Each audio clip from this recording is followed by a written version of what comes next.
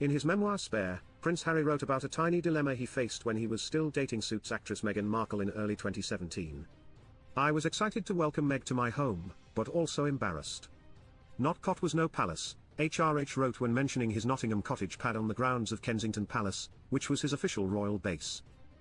The fiery-haired prince thought it best to tell the experienced Hollywood performer in 2 words that his royal pad was palace-adjacent thanks to its close proximity to KP. "Nortcott was palace-adjacent, that was the best you could say for it," he wrote.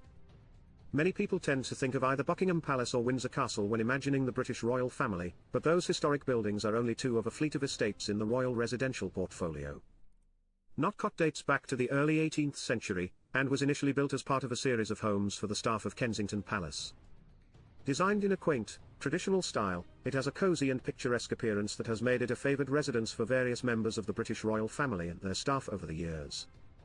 In recent history, Nottingham Cottage gained prominence when Prince William and Kate Middleton used it as their London residence before their marriage and while awaiting the completion of renovations at Apartment 1A in Kensington Palace. Following their move, Harry and Meghan lived in the cottage until they relocated to Frogmore Cottage in Windsor in 2019, just before the birth of their son, Archie. One royal expert thinks Harry was likely highlighting how most outsiders tend to think of KP apartments as standard, American flats with a few rooms, which is far from the case in the palace.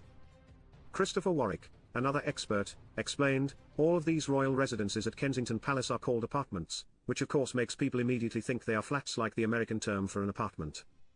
They are not. If you kind of think of them as being these wonderful red brick terrace houses. Because they are all joined but separate houses." But some Sussex, spite and envy likely also played into the Nortcott stay for Harry and Meghan.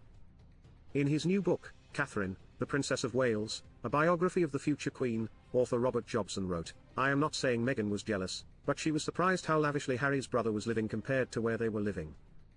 Meghan understood, of course, that William was in the direct line of succession, but she felt that Harry, as a royal prince, deserved more than he had."